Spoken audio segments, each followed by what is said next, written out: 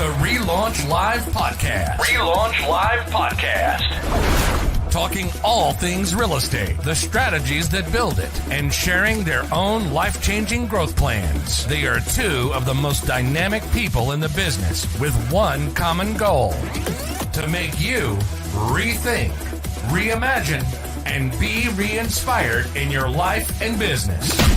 Welcome to the RELaunch Live Podcast with your hosts, Veronica Figueroa and Jeff Lobb. Hey, everybody. Welcome back to another RELaunch Live Podcast where you are inspired to rethink, reimagine, and be re-inspired in your business. And most of the time it is real estate, because we are a real estate platform that helps you learn the strategies to help you grow your business and live a more abundant life. So welcome back. I'm here with my co-host, Mr. Jeff Lobb. How are you? What's up, Jeff? We're ready to go. Hey, it's a fiery day as every other day in real estate. So we're solving problems, dealing with challenges, but keeping everybody moving forward. That's all that matters. Yeah, right? You know why this one's pretty special to me, because RELaunch was something we started about 2 years ago. And quickly got buy-in from people in the industry, completely brand agnostic. We knew we needed to help people rocket launch their business or just come together. It was actually during the pandemic, but this individual here that we have today, Miss Jena Turner, someone that I'm absolutely grateful for and have a lot of love and respect for, actually hosted one of the very first RELaunch live conferences in her city, Houston. So Jena is a big, big deal. Want to tell us a little bit about her, Jeff? What you got? Yeah, I'm going to let her tell her story because I already know Jena's background, but I think, it's always best having our guests kind of dig deep. And, I think the challenge we always face when we have our guest is not everyone woke up one day in the early days of life and said, I'm going to be a real estate professional, right? I'm not you just don't roll into that. So I think Jena's story is going to be kind of not only intriguing to many, but quite interesting on where she started and where she's come full circle. So Jen, I want you to tell your story. First of all, good morning and welcome. And thank you guys. Thanks for having me. And we actually just booked our second RELaunch Live event for the Houston market. It's going to come up in October. I better send you guys the date so y'all can be there. I'll do that as soon as we're done with this. My story, Jeff, is not super fun. For a lot of people would be really upset about how I got into real estate, but really I failed at pretty much everything else. And so it was kind of like, okay, well, this has got to work. So I worked with real estate investors, and I actually flipped over 300 doors, rental units in the city of Houston, in the high-end luxury market back then, which was a lot cheaper in Houston 12, 13 years ago than it is now. It used to be a really cheap place to live. And did that. And a real estate agent who is one of the best agents in the city, still doing business now, he came and put his luxury sign in the ground of this property that I had renovated and released and brought up to the market standards. And I said, hey, how much commission are you going to earn off this thing? He said, a lot. And he said, how much money did you get paid doing all this work? And I said, minimum wage. And he said, you got to go get your license and become my competition. And now he tells me every time I see him, he is like, man, you're killing it. You shouldn't have become my competition. You're 10 times better than I was. So, no, I saw there was a luxury to it. Right. But I really saw that this individual that I respected a lot, this realtor, was selling beautiful houses in a neighborhood I loved in Houston. And he seemed like he really enjoyed his job. So I said, I got to get my real estate license and do that. And I sold as an individual agent for 10 years. I just got out of production about a year ago. And then I did that dance where you kind of get in and out a few times. But I'm really, really done, except for my parents. They're my last current clients I have right now, and they're awful. Don't tell them. But I sold houses happily for 10 years. Yeah, that's amazing. And when you hear the words get out of production? I think a lot of people that are in the real estate space almost don't even know how to identify what that even means. Like, how do you ever get out of production, right? So you went down the brokerage path too, right? Did you went into the brokerage space and then out of the brokerage space? Tell me. I did. I actually don't know.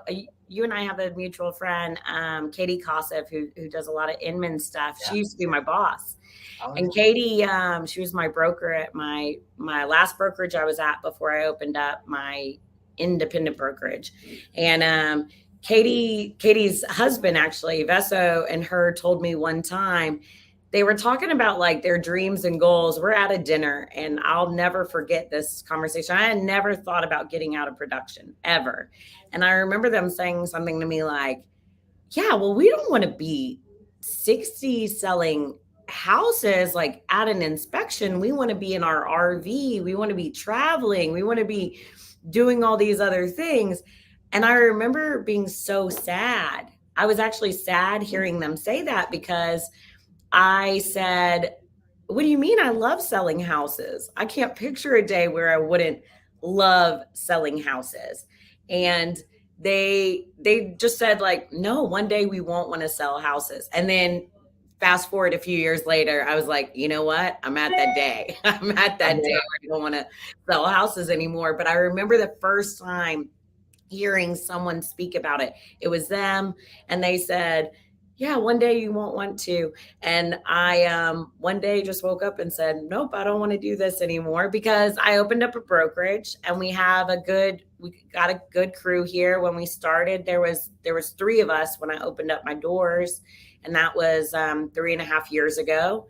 And then now I think we hover around 35 to 40 agents at any given time and 8 full-time staff.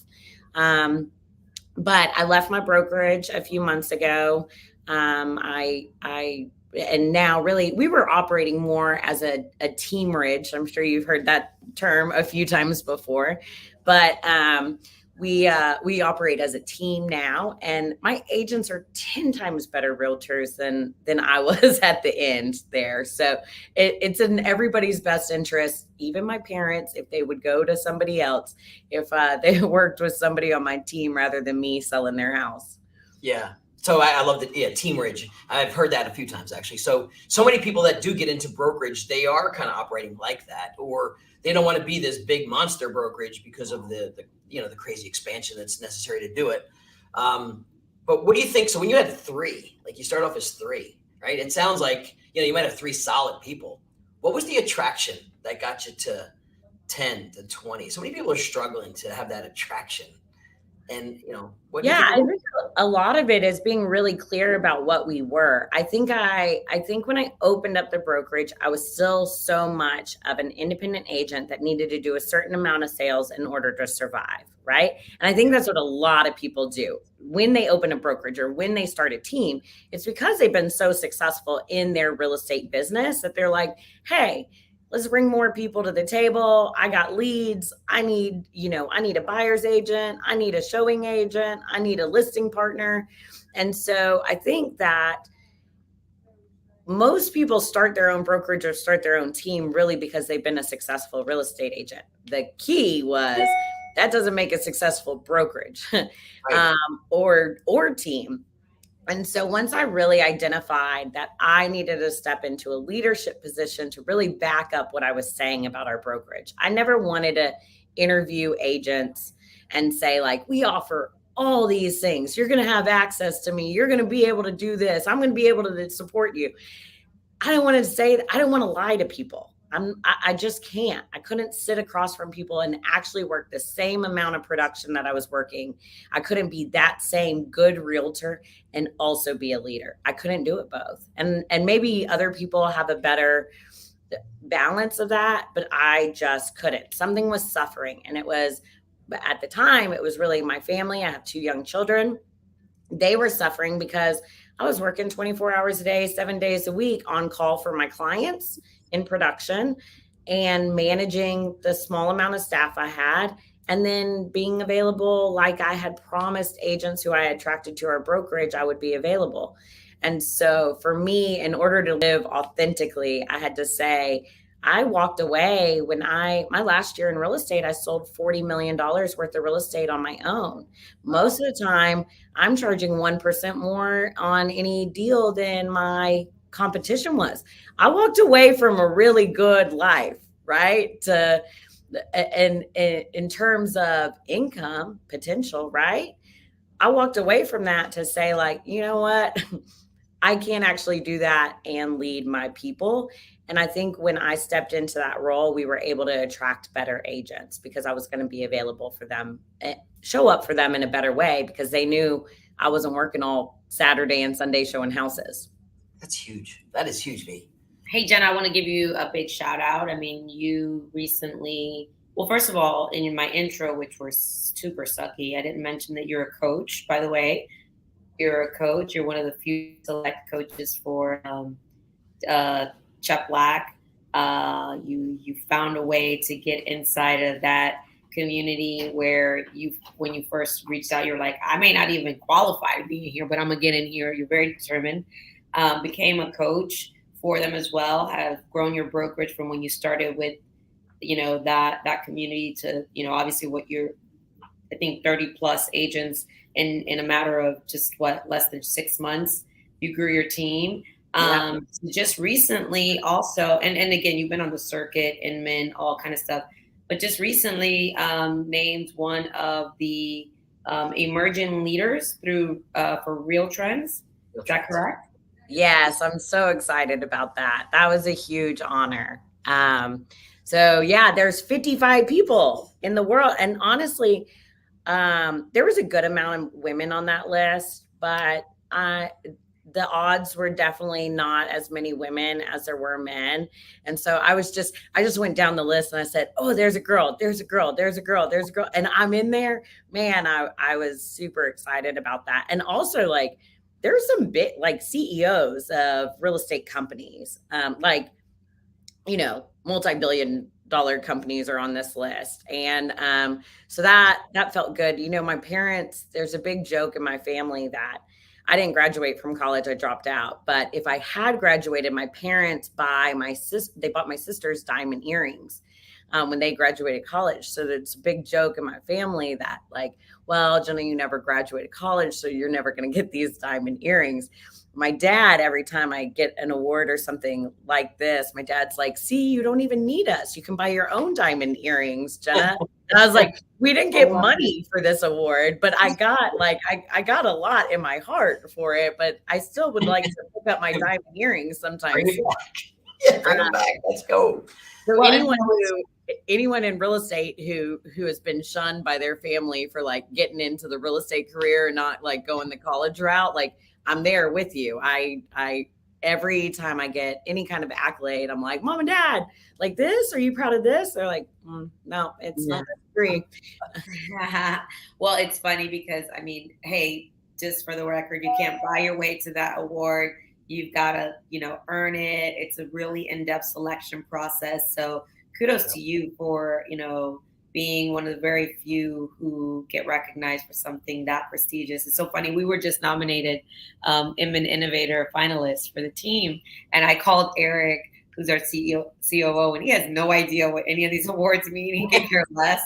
I'm like, so if you kind of had to kind of like think about it, it's kind of like maybe like a Grammy Award nominee of real estate and, or maybe like an Oscar nominee, and it opens up. He's like, yeah, still don't get it, but okay. If it makes you happy. Sounds and great. I'm like, just know it's a pretty big deal. And if Jena's mom and dad are listening, Jena's definitely a big deal in our industry. You tell them, Veronica, you tell them. My family doesn't need to. They don't know. And honestly, I like very similar. You and I have joked about, we love J-Lo. Both Veronica and I have this in common. But in J-Lo's documentary, her family is like doing this text message about the sports team or whatever. And they're like, y'all, J-Lo, they're saying that, Go this Jets. movie is going to get a Grammy, it's going to get an Oscar, and she's going to do this. And they're like, go Jets, go Jets, go Jets. And I'm laughing because it's like, that is so my family. Like I literally sent them the thing and they're like, hey, who's bringing lasagna? who's bringing lasagna? And I'm like, can I be a big deal for a minute? 1 minute? Yeah. No. Same thing in my house. They're like, yeah, we really don't care. But we do when it comes to we do. We can text each other. We can share it with each other. Hey, let's talk a little bit about the market, right? It's July 18th. We're 2022.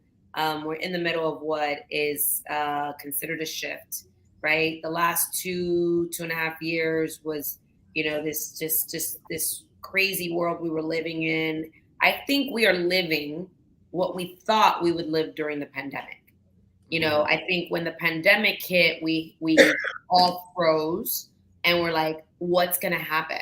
What's going to happen to the real estate market? What's going to happen to everything? And then all of a sudden, everything was the complete opposite. We saw people, the great resignation, people were like, got really, there were some layoffs and furloughs, but then there was also self-elected, like, I'm going to go follow my dreams. The world's coming to an end. I might as well do what I want to do. You saw people like reinventing themselves, starting new businesses, changing the way they look at things, changing how they live their life. 2.5 years later, every Gucci store line was wrapped around because everybody apparently had disposable income to buy, lots of expensive stuff. The real estate market was booming. Everybody was jumping into the industry, multiple offers, 20, 30, 40, 50, 60 offers on a property, people paying hundreds and thousands of dollars above list price. Listing agents thought they were gods. Buyers agents needed oftentimes. The tables have turned. What are you seeing in Houston? What are you guys preparing for? And what do you recommend? Because you are a coach and you help agents. What should agents be doing today to muscle through this shift and get mentally prepared? What techniques, strategies, and what are you guys seeing? So I think my policy hasn't changed, and I definitely think that I lightened up on how I led our team when we were as busy as we were, because some days we were just surviving, being so busy. But my policy has always been the same, that I work in Houston. It's a market that's also affected by oil and gas. There is not one person that's out there in that room next door to me that doesn't know a client or hasn't had a family member walk into an office, be handed a box and say, like, pack up your stuff, you're gone today. And my policy has always been with my agents, the only box that's here is a box you're gonna give yourself, right? Like, in this room, you literally have every opportunity to create income for your family. And if you're going to let someone fire you or you're going to let yourself fire you, it's on you, right? They have the opportunity. I think this is a perfect time for agents to dig in and realize that, like, we got to get to work, but nobody's going to come and take my car from me. Nobody's going to come and foreclose on my house. Nobody's going to come and tell me that there are no leads. Nobody's going to come and say, you don't have any showings or listing appointments this week, because I'm not going to let them. I'm going to keep creating opportunity. My agents are in a mindset of creating opportunity for themselves. I actually told them on a Zoom call the other night that I actually feel like our agents are in such a good place because we are so tunnel vision on the work right now. I shared with them about the results from your call night the other night, Veronica. We're doing, my team modeled after Brent Cove was doing a 10-day challenge thing, 8:30 or 9 p.m. Zooms. It was 9 Central for me. Zooms for 10 nights. I modeled that after my teams, or for my team. So my team has been jumping on Zooms at 8:30 p.m. Every night, Saturday night, Sunday night, Friday night, for 10 days, getting 100 calls in. My agents are saying, this is more calls than I've made in months, right? This is more comfortable that I've been with calls than I have before. So we're just trying to really lean into the actual work of real estate, remembering that we're in sales. And although we've had it really easy for the last couple of years, it's time to make sure that we're focused on money generating and prospecting activities like it's our job. Because we've kind of forgotten that it was our job for the last few years because it was just being handed to us. So just really, every coaching client I'm talking to, every agent in my office that I'm working with, it's basically saying like, back to basics. What is the prospecting activities? And the only person who can tell you no that there is an opportunity is you. So this is a mental game more than it is anything else that's going on in our market. This is a mental game. We need to make sure that we have very strong, emotionally mature agents who are hard workers, right? Like that's it. That's the agent I want. Are you, do you have emotional intelligence and are you a hard worker? You're in. Because there's a lot of people that are lacking those two things that will be affected by the market in the upcoming days. Yeah, I think your insight is spot on. It seems like our messaging is absolutely the same. And I think I'm trying to tell people in some markets, because I truly believe this, is if you're going to be a career agent, this is going to be a career. This is the opportunity for you to put your foot in the ground, because I made a prediction and I thought I was shooting high, but I want to share this with you. I made a loose prediction saying there'll be 250,000 agents that either go to referral or out of the business in the next couple of years because of they're doing one or two deals. They got into during the boom. They got their license online, not coached, no discipline. So then NAR comes out with a number that said they expected out of their 1.6 million, 20 to 30%, which was a bit higher than I projected. But then I got a direct message, it was yesterday, from a friend of mine, Bobby Bryant from DOS. Mm-hmm. He just wrote an article. It's on LinkedIn. And his prediction, he goes, read my article. Tell me, like, prove me wrong. He's saying 600,000 agents, because the one thing I never even accounted for is how many people are in real estate but aren't a realtor under the NAR umbrella that have licenses that aren't going to make it either. Mm-hmm. So all this being said, if you're going to be a career agent, your competition dwindles away and you become more of a rock star. So if you could double down on your branding and your marketing, and like, this is the time you go now for the next 3 to 5. But you're right, Jena.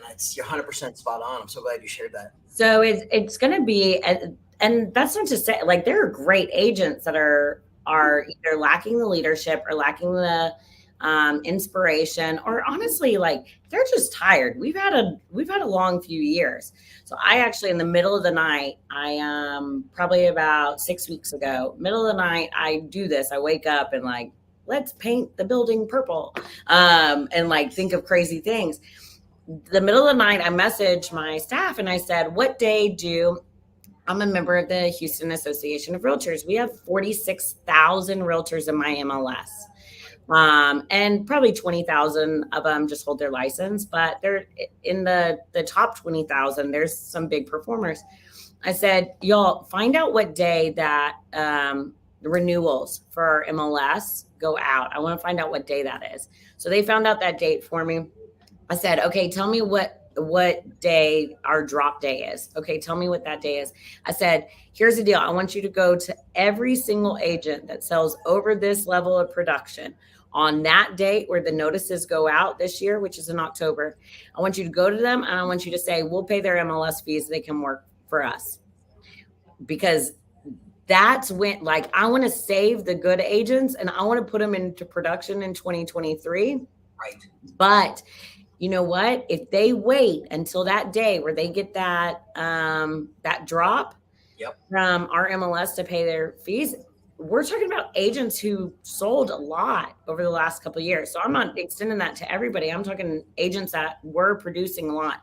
But if they get to that date and they haven't thought about what their plan is for 2023 and they see those MLS fees come to them, I'm like, man, I can find some really good agents who were producing, but their mental is going to prevent them from going forward. And so it's all executed. It's in the calendar. That date, we're offering to pay over $50,000 of MLS fees for agents to come work with us. Yeah, but they're going to come to you and go to work. Like they're going to go to work. Yeah, they're going to go to work. And so I said, man, I don't want anyone to wait that long. I don't want until they've run out of funds. But if that's the case, I want to prevent good agents from leaving the business at the end of this year, because they will feel it by October when those MLS bills come out. They're going to feel it if they're not making plans right now. And I want to make sure I can try to save as many good agents and put them into production with what we're doing in 2023. That's awesome. That's fantastic. That's amazing. That's super Great. Aggressive. But I think also just shows to show your stance and how much you believe that you can help agents be productive. Like, kind of like goes back to like no agent left behind, right? Like, let's go help the good ones. Let's help and the reality is, if you're listening to this, don't let your ego get in the way. Like, we're actually getting ready to do a campaign as well. It's like, are you an agent, uncertain during these times or struggling? Like, you're not alone. And, would you be open to exploring what it looks like to work on a high performing team? We know how to turn the corner. We have a proven, repeatable process. We have over 100,000 person database where we want to invite the right agents to be a part of our experience. We have relationships with big conglomerates that, we're working with buyers and sellers who are ready, willing, and able, and serious about buying and selling in this market, the current market that we're in. Don't let ego get in the way from picking up the phone and considering and exploring what that might look like. But we feel like we have a duty and an obligation to put the message out there of like, say, hey, we do have an opportunity. It's not for everyone, but it's for the right agent that, is our ideal client avatar or ideal partner avatar. So we invite you to see what that looks like. And I haven't been as aggressive as you are, but no, well, it doesn't roll out until October, but there's no shame in my game until I quit, right? Then I would have a lot of shame wrapped around that. But I'm willing to I tell my agents all the time, you guys, I see you guys at conferences. I fly out of Houston. I live near downtown. There are no Uber drivers in this city between 5 and 8 a.m. I always have to drive myself to the airport. It's the weirdest thing to me. I tell my agents all the time, I applied for a job with an Uber and they keep coming to me and offering to pay me more money. So I get this text message like, you're up to $24 an hour. We'll pay you $24 an hour or whatever. I tell my agents all the time, I was like, you guys who are worried about making it, I'm literally over here. I run like 6 different streams of income and businesses, and I'm applying for Uber just to see what that would look like if I had to do it, right? Like, there is no shame in my game. I will figure out how to do it, however it needs to be done. Agents have to have that mentality. So I got licensed in 2011. Houston was still greatly affected by the recession. There were still lots of foreclosures to be found, short sales at that time. And I remember that there were 3 like senior agents in the office I joined. And I came in and they said, why did you get your real estate license now? Like, you missed the good stuff. The good stuff was in like 2005, 6, 7, not 8, and like, why'd you get in? We've been in it, but why'd you get in? And I said, well, I just think I could do this. And they said, I said, do any of you guys have any rental leads? Back then, the average apartment in the city of Houston, like nice place, was like $800 a month. So at a 50% split, and then my 70-30 with my brokerage, I was making all of $150 per rental. But I remember this group of senior agents saying, why would you touch that? Why would you waste your time with that? And I said, I want everything y'all don't want. You throw it my way, I'll run it. Because if an agent, I think that there's this fine balance between agents having their back against the wall a little bit. And I think that's like, there's a little bit of, you want your agents to have some financial pressure, right? Of like, you have to make this successful. And then there's some personal responsibility. They need to make it successful because they want to make it successful also, right? It can't all be back against the wall, or they'll leave and go find another job. But there's this fine balance of personal responsibility and having some applied pressure. And that's the market that we're back in. And I'm super excited about it because we're going to see agents do really, really good things with a little bit of pressure. It's not as easy anymore. The good is going to rise to the top, and some personal responsibility of their performance and how they do this. It's actually probably better for the consumer than what we've been doing for the last few years. Yes, I agree. Jena, as we wrap up, I want to ask you, how do you feel that the personal changes that you've made in your life over the last year, which is something that I know you're very proud of, has prepared you for what the next chapter of leadership and what you're about to embark on? Like, I think a lot of people don't understand the connection between the two, but I would love for you to share what that represents for you. Yeah, I actually, when I started coaching with Chet Black, we did about 3 coaching calls, and he said, well, it sounds like you're running a pretty good business down in Houston. He said, why don't more people work there? And I was like, on paper, I had won awards. I was in the top 200 agents out of 46,000 in my MLS. I was killing it in production. But there's this imposter syndrome of, how do I step into the next place? And I had to be very honest with my coach and my friends. And Veronica was there that first time I tried to hike a mountain when I was 235 pounds, 80 pounds heavier than I am today. And I had to be really honest about, like, I was going through I had some physical pain that was wrecking my life. It wasn't about the weight as much as it was about the limiting beliefs that I had because of my health and what I thought I was capable of. I am a very authentic person. If you know me, you know that I'm going to tell you exactly what I think. There may be a curse word along with it. I have no problem making fun of anyone or myself. But it was very hard for me to sit in agent interviews, like I said before, and know that I wasn't showing up as 100% of what I should have been. And I couldn't lead people. I knew that real estate agents sometimes have real estate problems, but a lot of times they have other problems, right? That are preventing them from being successful in their career. I couldn't show up as the leader I needed to be and help them with their other problems until I helped myself with my other problems. And so, therapy, I work out 5 days a week now. I eat better. I am actually able, my achievement is that my sons used to say, Mommy, you can sit on the couch and play with us. Like, we'll bring our toys to us. And now they fully expect me to wrestle with these 2 Spider-Mans, Spider-Man and Hulk, the Incredible Hulk, all the time, because they know that I'm physically capable of doing it now. So it's just changed how I live my life. It's also changed the business, but there is probably something going on in your personal life normally that's preventing you from stepping into what you need to professionally. And I've learned that over it's now been, in August will be 2 years since I started that journey. And really, it was a slow start. I think if you're watching this and you have something you need to change in your life, personally or professionally, the biggest thing is do one small thing every day, one small thing that gets you closer to that goal every day. And that really does compound. So for me, it started with just eat one not bad meal a day. Just go on a walk for 5 minutes a day.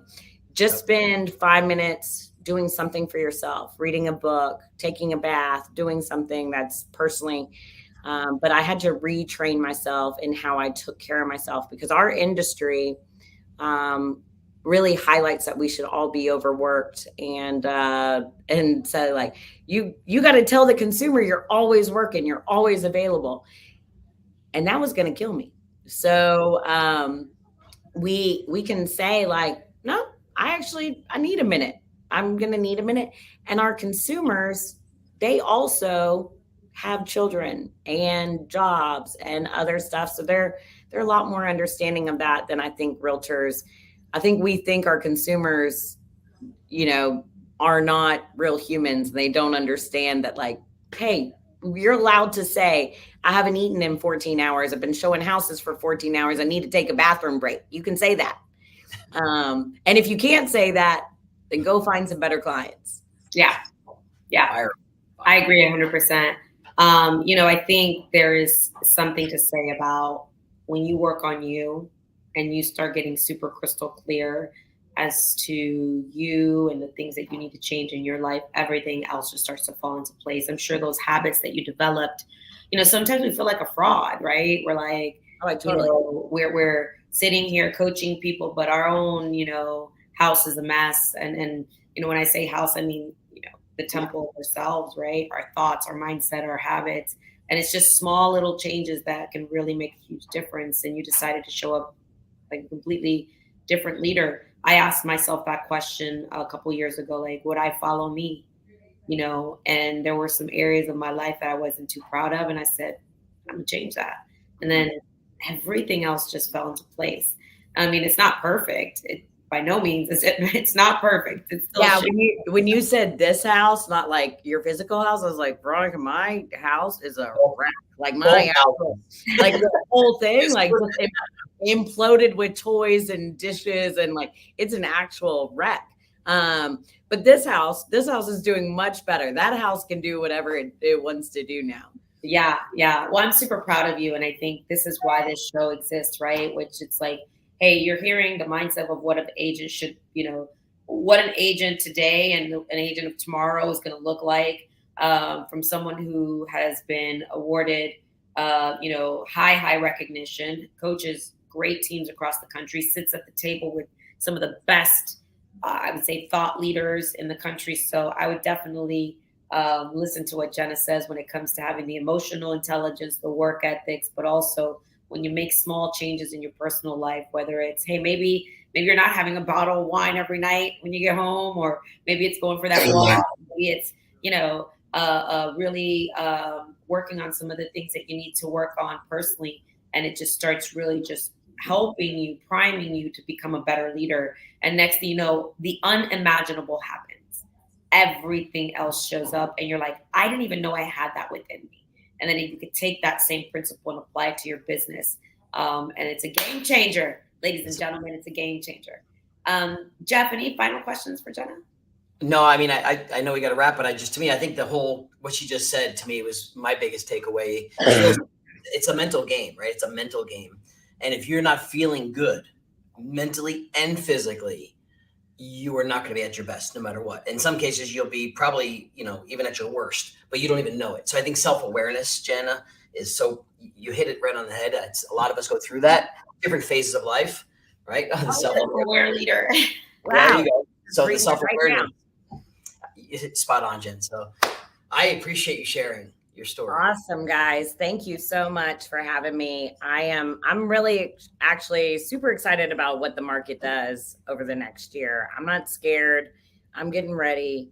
I think it's going to be a great opportunity for those who are preparing and doing the work. So I think we just keep on rolling and we get to see a change of scenery, right? It's been a rat race for a few years. Like maybe this change of scenery is good. For all of us. I'm excited about what it looks like. Well, I'm excited, guys. Thanks again for joining us for another Relaunch Live, where you could find us talking about topics in the real estate industry and also, I would think, a little personal growth to help you rethink, reimagine, and be re-inspired. And Jena, please let us know when your Relaunch Live Houston is, so we can make sure we promote it, because it is brand agnostic and you can be outside of the Houston market and take advantage of it. But don't forget to follow us. Jeff, where can they follow us? And we'll see them on the next launch. Everywhere the universe will allow. YouTube, we're streaming on. We'll be on Apple, Spotify, Google Play. Just Google it. We're here. So thank you guys so much. We'll see you guys on the next one. Thank you so much. You've been listening to the RELaunch Live Podcast, helping you rethink, reimagine, and be re-inspired in your life and business. Make sure to like, rate, and review the show. Find the show on Apple, Google Play, Spotify, and YouTube. See you next time.